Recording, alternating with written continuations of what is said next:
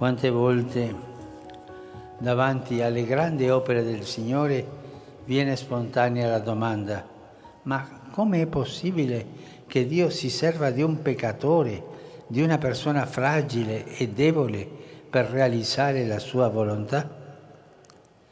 Eppure non c'è nulla di casuale, perché tutto è stato preparato nel disegno di Dio.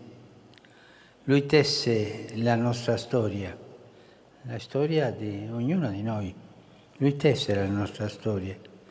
E se noi corrispondiamo con fiducia al suo piano di salvezza, ce ne accorgiamo.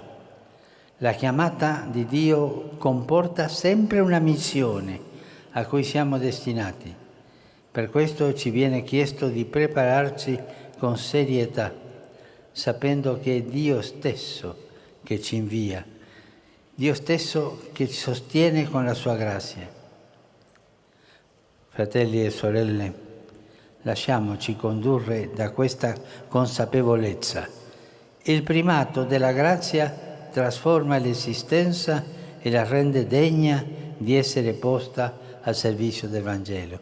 Il primato della grazia copre tutti i peccati, cambia i cuori, cambia la vita, ci fa vedere strade nuove. Non dimentichiamo questo.